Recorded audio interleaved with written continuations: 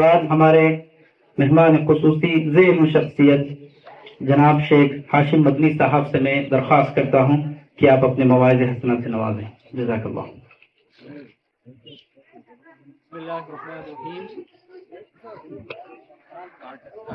بسم اللہ الرحمن الرحیم. الحمد للہ رب العالمین وصلی وسلم علی البشیر النذیر امامنا وقائدنا وقدوتنا محمد بن عبد اللہ وعلى آلہ وصحبہ اجمعین ومن تبعهم بإحسان إلى يوم الدين. اما بعد. اعوذ باللہ من الشیطان الرجیم. یا ایھا الذین آمنوا قوا انفسکم واہلیکم نارا وقودها الناس والحجارہ.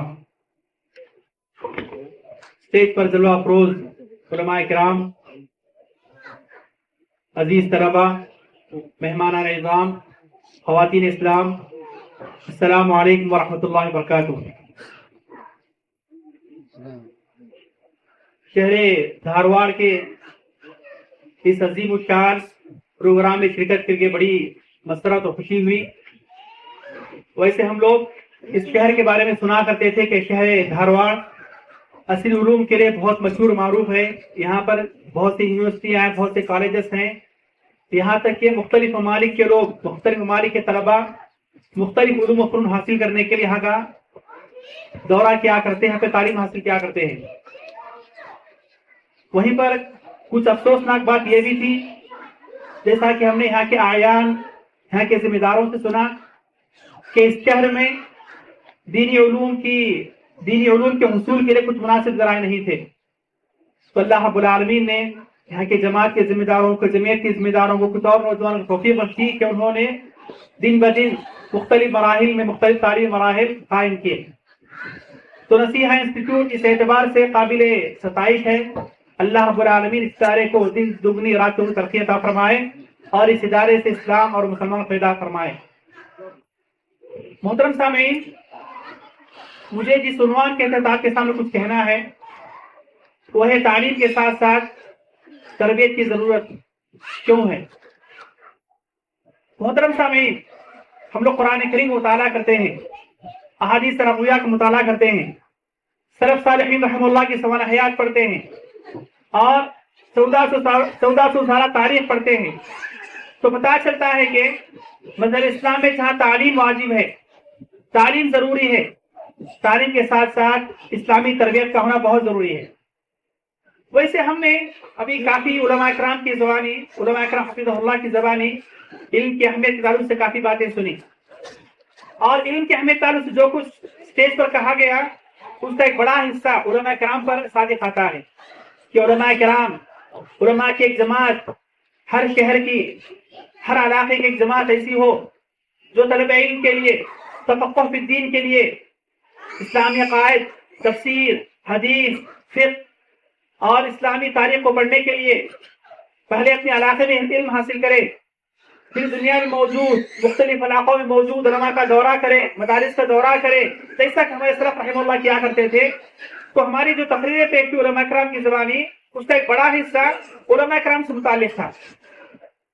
ابھی ہمارا جو جلسہ ہے یہ عوام الناس سے متعلق ہے، چھوٹی عمر کے بچوں سے متعلق ہے، اور یہ وہ بچے ہیں جو اسکولوں میں پڑھ رہے ہیں، یہ وہ بچے ہیں جنہوں نے عصری اسکول میں داخلہ لیا ہے، یہ وہ بچے ہیں جو سرکاری اسکول ہو، پرائیویٹ اسکول ہو، مسلم مینجمنٹ کی اسکول ہو، غیر مسلم مینجمنٹ کی اسکول ہو، ایسے اسکولوں میں ایسے تعلیم اداروں تعلیم حاصل کر رہے ہیں. تو ان کے لیے کچھ بنیادی ہدایات بہت ضروری ہے، کچھ بنیادی ہدایت بہت ضروری ہے. محترم سامعین، یقیناً تعلیم دینا اور تعلیم حاصل کرنا یہ اسلام کی واجبات میں سے ہے، یہ اسلام کے واجبات میں سے ہے. اس لیے کہ قرآن کریم اللہ رب العالمین نے اہل علم کا مقام ایمان والوں کے ساتھ جوڑا ہے، اہل علم کا مقام ایمان والوں کے ساتھ جوڑا ہے. اور ماں باپ پر جو سرپرست والدین ہوا کرتے ہیں، جو اپنی اولاد کے لیے کماتے ہیں، ان کے دکھ درد کے لیے بہت کچھ جھیلتے ہیں اور ان کی تعلیم کے لیے بہت کچھ سہتے ہیں، ان کی تمنا ہوتی ہے کہ ان کا بچہ، ان کی بچیاں اعلیٰ تعلیم یافتہ ہوں. خصوصیت سے موجودہ زمانے میں جو چیلنج بھرا دور ہے، جو مسابقوں کا دور ہے، کمپٹیشن کا دور ہے، اور مختلف تخصصات کا دور ہے. ایسے زمانے میں سارے ماں باپ چاہتے ہیں, یہاں تک کہ غریب طبقہ بھی چاہتا ہے, اور یہاں تک کہ آگے بڑھ کے مانگنے والے فقیر بھکاری تک کو ہم نے دیکھا ہے کہ وہی ان کی تمنا یہی ہوتی ہے کہ ہمارے بچے اعلیٰ سے اعلیٰ تعلیم حاصل کریں, ہمارے بچے اچھی اسکولوں میں تعلیم حاصل کریں, ہمارے بچے آگے چل کے بڑی بڑی ڈگریاں کریں, ہمارے بچے آگے چل کے اپنا اچھا مستقبل سنواریں, ہماری طرح پریشان حال نہ ہو. یہ ہر ماں باپ کی تمنا ہوتی ہے. ہم اپنے مسلم طبقے کی طرف آتے ہیں. ہمارا مسلم طبقہ, ان میں مالدار لوگ بھی ہیں, متمول گھرانے بھی ہیں, اوسطن گھرانے بھی ہیں, خوشحال گھرانے بھی ہیں, وہیں پر کچھ غریب گھرانے بھی ہوا کرتے ہیں. یہ اللہ رب العالمین کی تقسیم ہے کہ اللہ رب العالمین نے ہر سماج میں اونچے درجات کے لوگوں کو بھی رکھا ہے, مالی اعتبار سے متوسط لوگوں کو بھی رکھا ہے, اور کم حیثیت والوں کو بھی رکھا ہے. اور یہ چیز اور یہ تقسیم حضرت صحابہ میں بھی تھی. محترم سامعین, ہم مسلمان جس شہر میں رہتے ہوں, بھلے وہ مالدار ہوں, بھلے وہ متوسط گھرانے کے ہوں, بھلے وہ جو ہے مالی اعتبار سے کمزور گھرانے کے ہوں, اپنی اولاد کی تعلیم کے تعلق سے ہر کوئی بیدار ہے. اپنی اولاد کی اچھی تعلیم کے تعلق سے ہر کوئی بیدار ہے, اور اس کے لیے بڑے جتن کر رہے ہیں. یہاں تک کہ بہت سے ماں باپ دو تین طرح کی نوکریاں بھی کرتے ہیں تاکہ ان کے پاس اچھے سے اچھا مال آئے اور اپنے بچوں کی اچھی تعلیم دیں. یہ سارے ماں باپ کی تمنا ہے. لیکن محترم سامعین, کیا صرف تعلیم ہی ضروری ہے؟ اپنے بچوں کو صرف تعلیم دینا ہی ہم پر واجب ہے؟ ہمارے بچے ڈاکٹر بن جائیں, انجینئر بن جائیں, سائنٹسٹ بن جائیں, وکیل بن جائیں, آفیسر بن جائیں, یہی ضروری ہے؟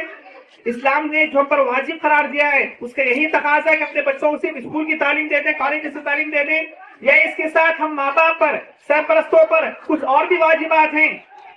ہاں محترم سامعین, تعلیم کے ساتھ ساتھ ہم ماں باپ پر, ہم سرپرستوں پر اور بچوں کے گارڈین پر کچھ اور بھی واجبات ہیں جو تعلیم سے بڑھ کر ہیں, جو اسکول کالج کی تعلیم سے بڑھ کر ہیں. وہ ہے اسلامی تربیت.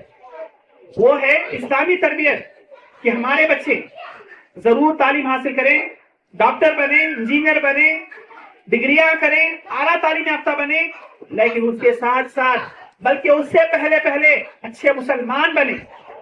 ہمارا بچہ سب سے پہلے, ہماری بچی سب سے پہلے مسلمان ہو, اس کا دین صحیح ہو, اس کے اخلاق صحیح ہو, اس کی تہذیب اسلامی تہذیب ہو, اس کا کلچر اسلامی کلچر ہو, اس کا اٹھنا بیٹھنا, اس کی بول چال, اس کا طرز زندگی, اس کا رہن سہن وہ اسلامی ہو. اس کے ساتھ وہ ڈاکٹر بھی بنے, انجینئر بھی بنے, وہ ناسا پر جائیں. یہ بھی ضروری ہے. لیکن تعلیم کے ساتھ تربیت یہ بہت ضروری ہے.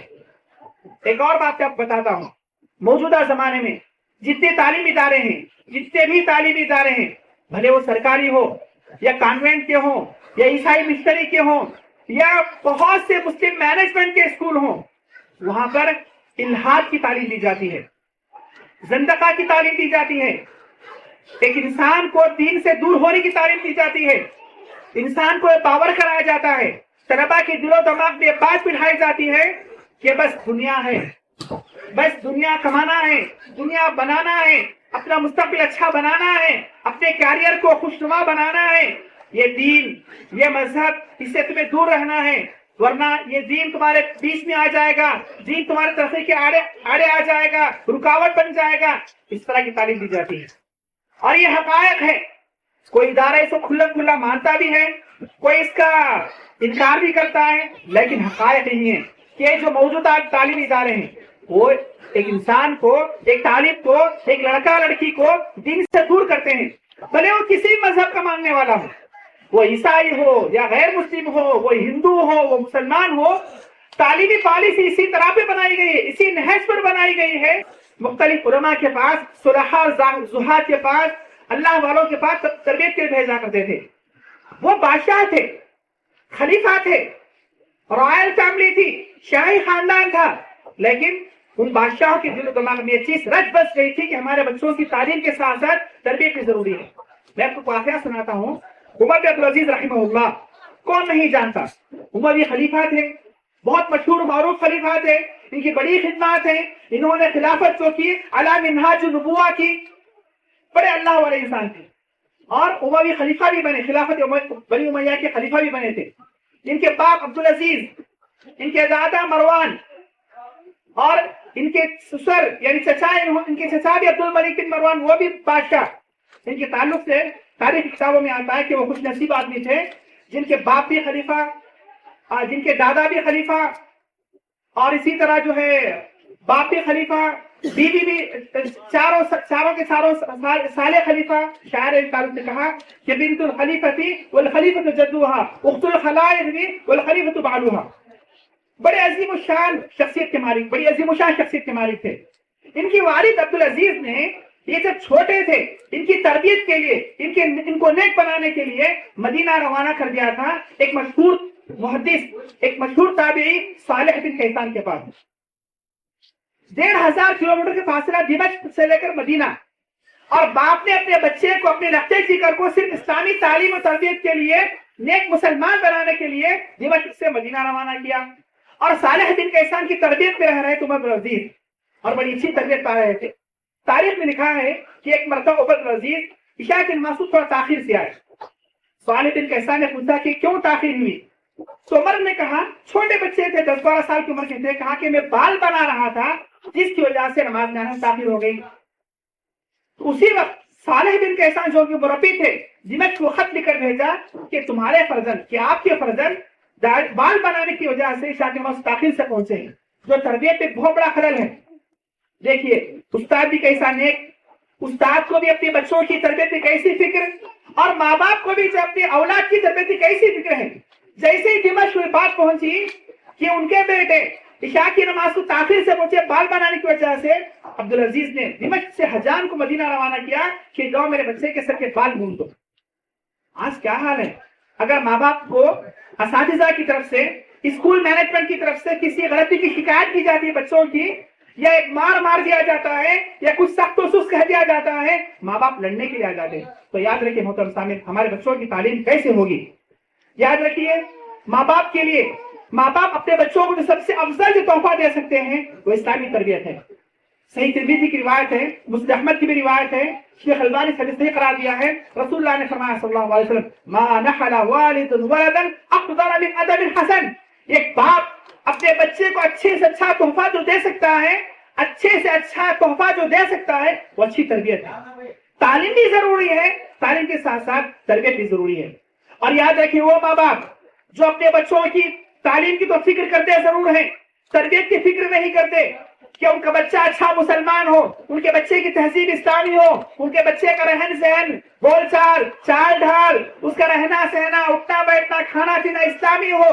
اگر کوئی ماں باپ اس کی فکر نہیں کرتے ہیں تو اس کے لیے وہی سنائی گئی ہے. صحیح مسلم کی روایت ہے, امام مسلم رحمہ اللہ کتاب الایمان میں حدیث ذکر کیا ہے کہ ایک مشہور صحابی عبید بن زیاد ایک صحابی کی عادت کے لیے جاتے معقل بن یسار کی. تو معقل بن یسار رضی اللہ تعالی عنہ وہ مرض الموت میں ہیں, وفات سے کچھ پہلے کا وقت ہے. تو معقل بن یسار عبید بن زیاد سے فرماتے ہیں کہ لو علمت ان لی حیاتا ما حدثتک به, میرے پاس ایک حدیث ہے, اگر مجھے پتا چلتا کہ میری زندگی اور باقی ہے میں حدیث نہیں سناتا تمہیں. کہا کہ سمعت رسول اللہ صلی اللہ علیہ وسلم یقول ما من عبد يسترعيه الله رعية يموت يوم يموت وهو غاش لرعيته الا حرم الله عليه الجنة. رسول اللہ نے فرمایا صلی اللہ علیہ وسلم, ہر وہ ذمہ دار, بھلے وہ باپ ہو, خاندان کا سربراہ ہو, یا گھر کا بڑا ہو, ہر وہ ذمہ دار یا ہر وہ ماں باپ جو اپنی اولاد کی نگرانی کرتے ہیں, اپنے اولاد کی نگران بنتے ہیں, اور وہ ماں باپ اپنے بچوں کی اسلامی تربیت نہیں کرتے ہیں, ان کی دینی تربیت کا اہتمام نہیں کرتے ہیں, ان کے ساتھ دھوکہ کا معاملہ کرتے ہیں, تو رسول اللہ نے فرمایا الا حرم اللہ علیہ الجنہ, اللہ تعالیٰ ایسے انسان پر, ایسے ذمہ داروں پر جنت کو حرام کر دیتے ہیں.